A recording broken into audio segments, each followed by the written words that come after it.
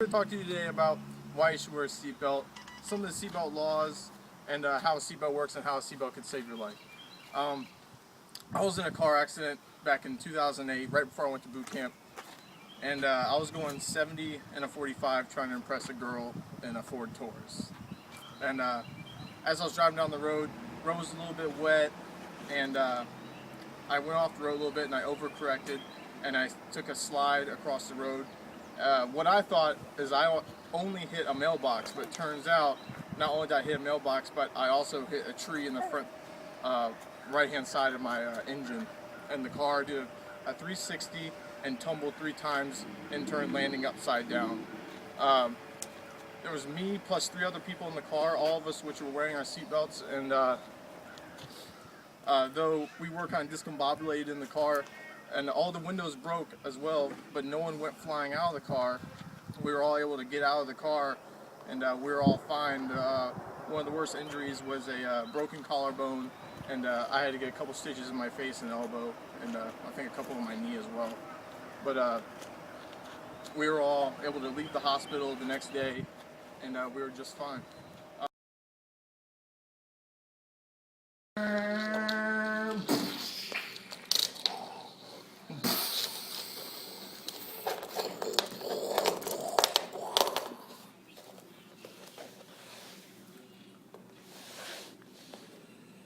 In 2009, 33,000 people died in car crashes, but over half of them were not wearing the seatbelts, and they could be probably prevented if they were wearing the seatbelts. You can reduce the risk of death by 45% by wearing your seatbelt during a car crash. Pretty basic.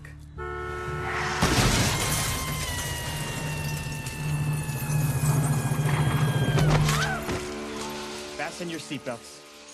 It's gonna be a bumpy ride. Even if you're just going to go get some gas or go to the store real quick, and you're only going like a mile up the road, you should always wear your seatbelt anyways, because you never know what could happen between those 2 points. It could be like a drunk driver, a little kid in the road, or anything, a deer. You always got to take those things into consideration, because a lot of people think they're invincible when it comes to short distances on the road, but they always should always wear your seatbelt when you get in the car. So it should be the first thing you do. There's 2 collisions in a car accident.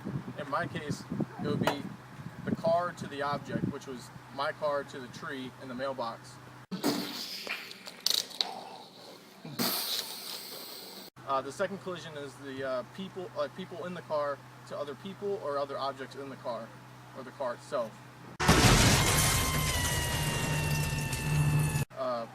When I was in my car accident, a lot of stuff was flying around. The radio ripped out. I'm sure we clanged heads.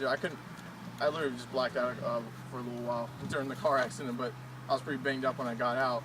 Seatbelts, when you're in a car accident, they help you stay in your spot, so that way it kind of reduces you colliding with other people or the steering wheel and other parts of the car to keep you as safe as possible. Next up, we want to talk about some of the seatbelt laws in Virginia, and possibly some of the fines that you could see if you were pulled over by a cop and ticketed for not wearing a seatbelt.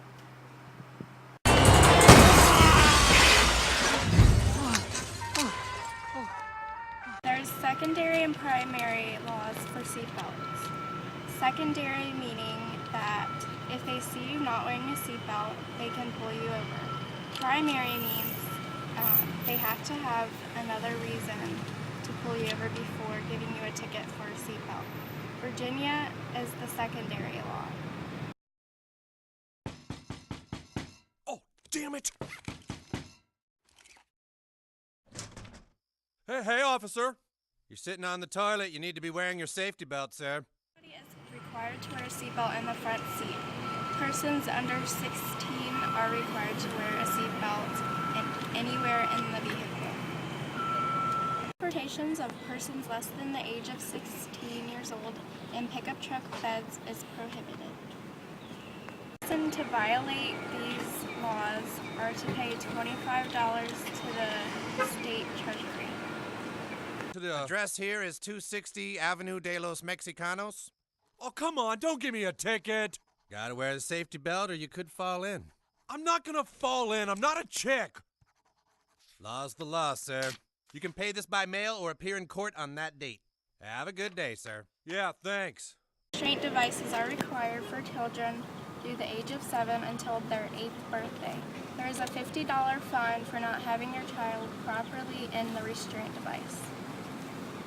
Seatbelt exemptions would be for medical reason, if you are a taxi driver or a taxi passenger, law enforcement officer transporting a person in custody, driving a motor vehicle performing duties of mail carry for the U.S. Postal Service. Remember when I said this car was death-proof? Well, that wasn't a lie.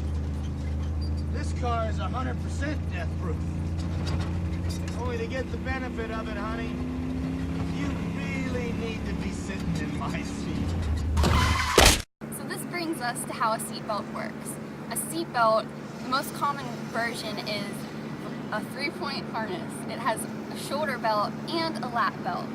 As you can see here, whenever you pull the clasp thing, it pulls it, so you also have the shoulder belt and the lap belt. Seatbelts obviously restrain your forward motion whenever you come to a complete stop that's really sudden, or if you hit something straight on, it's going to constrain you. So this seatbelt has a locking ratchet system.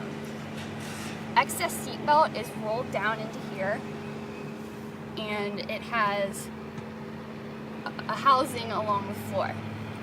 And up here, there is a housing unit where the axle is. When the axle spins too quickly, like if you would come to a complete stop within 1 second, there are weights that are going to throw onto the ratchet system that keeps this from locking too fast.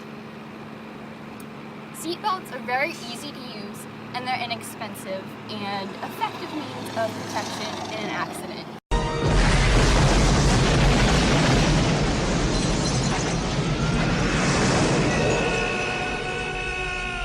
When you are in a very severe accident and you're wearing your seatbelt, you have 45% more of a chance in surviving.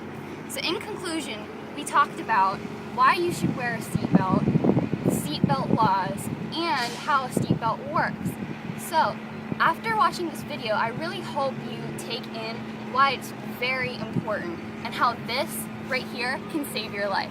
So I really hope everyone sees this video and wears their seatbelt because it might save their life. Thank you.